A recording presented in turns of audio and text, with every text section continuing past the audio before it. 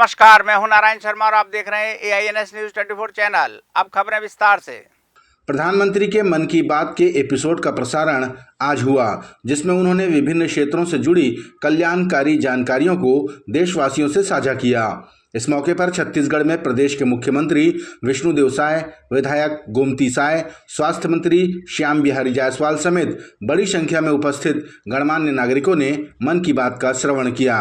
इस अवसर पर मुख्यमंत्री ने कहा कि मन की बात के माध्यम से प्रधानमंत्री देशवासियों से प्रत्येक सप्ताह रूबरू होते हैं, जिसका देशवासियों को भी बेसब्री से इंतजार रहता है।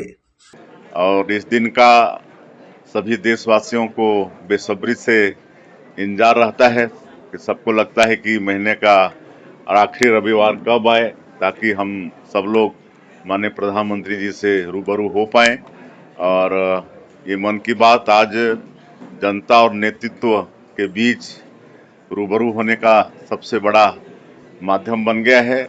और इसमें माननीय प्रधानमंत्री जी देश के अंदर जो लोगों के द्वारा नए नए नवाचार के काम होते हैं, उन सबको देश की जनता के सामने रखते हैं और उससे देश की जनता को प्रेरणा मिलती है। वो लोग भी वो सब करते हैं, तो बड़ा ये लाभदायक ये मन की बात रहता है। और अभी पिछले कई मन की बात में लगातार छत्तीसगढ़ का जिक्र बताया है। आज भी माननीय प्रधानमंत्री जी प्रधानमंत्री सुरक्षा बीमा योजना, प्रधानमंत्री जीवन ज्योति योजना बीमा योजना के विषय में बताए हैं। विस्मृत हो जाता है तो आज फिर ख्याल आ गया। और बूंद बूंद पानी उसकी सुरक्षा के लिए भी बोले हैं। और जो नवाचार हुए हैं, एक तो आज एक नई जानकारी मिली है कि रूट ब्रिज, मतलब पेड़ों के जो जड़ होते हैं उसको मतलब संग्रह करके उसको विशेष प्रयास करके ब्रिज बनाने का काम ये भी देश में चल रहा है। ये सब अद्भुत चीज प्रधानमंत्री जी की मन की बात के द्वारा पूरे देशवासियों को पता चलता है, तो बड़ा ही उपयोगी रहता है। बॉलीवुड के जाने माने अभिनेता व समाज सेवी सोनू सूद एक निजी कार्यक्रम में शामिल होने भिलाई पहुंचे। यहां उन्होंने मीडिया से बातचीत में यूसीसी पर कहा कि देश में लोगों की सोच समय समय पर बदलती रहती है। कई बार लोग अपने रास्ते से भटक जाते हैं, लेकिन फिर सही दिशा में लौट आते हैं। उन्होंने कहा कि उनका उद्देश्य समाज में बदलाव लाकर लोगों की जिंदगी बदलना है।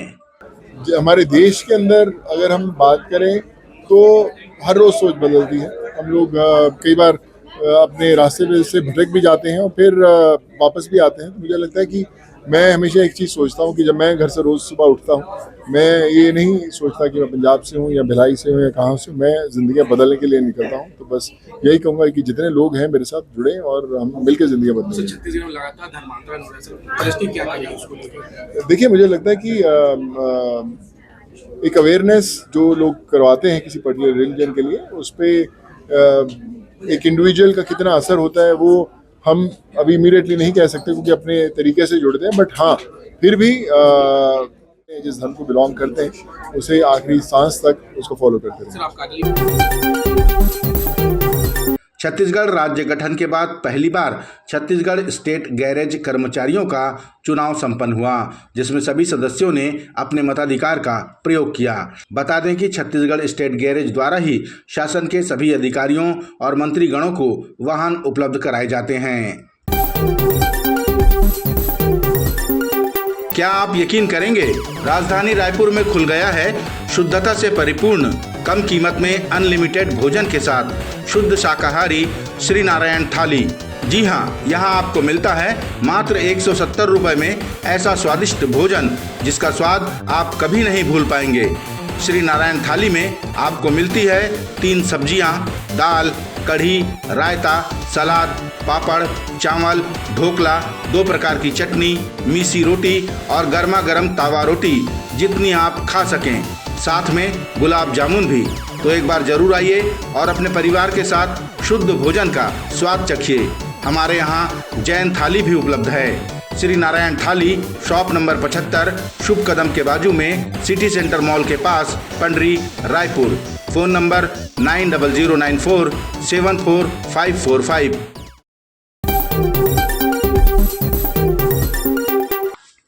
सहकारिता विभाग के गठन को 5 वर्ष पूर्ण होने पर पूरे देश में 29 जून से 6 जुलाई तक सहकारिता सप्ताह का आयोजन किया जाएगा, जिसमें विभाग की उपलब्धियों को प्रदर्शित कर योजनाओं की जानकारी साझा की जाएगी। रायपुर में सहकारिता विभाग के अध्यक्ष केदारनाथ गुप्ता ने जानकारी दी कि इस दौरान प्रदेश की समस्त सोसाइटियों में भी ये कार्यक्रम आयोजित होंगे।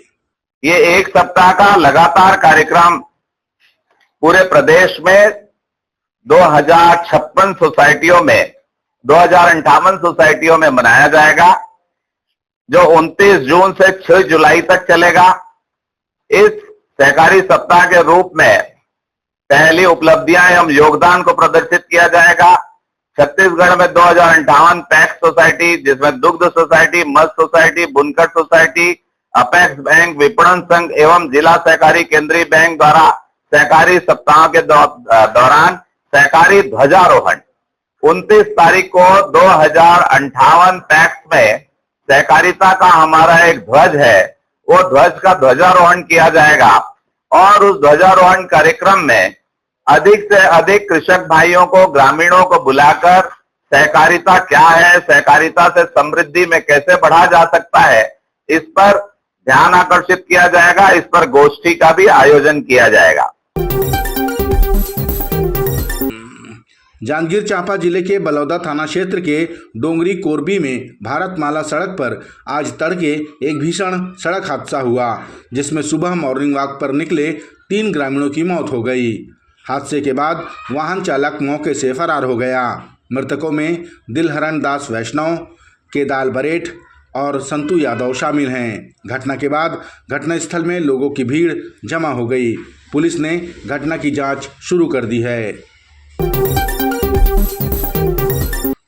भारतीय जनता पार्टी ने अपने नव प्रवेशी कार्यकर्ताओं और नवनियुक्त पदाधिकारियों के लिए डिजिटल लर्निंग प्लेटफॉर्म के माध्यम से प्रशिक्षण की व्यवस्था की है, जिसके माध्यम से हजारों कार्यकर्ता जुड़े और उन्हें पार्टी की नीति, बैठकें, उद्देश्य और कार्यक्रमों की जानकारी एक साथ एक ही मंच पर मिल रही है।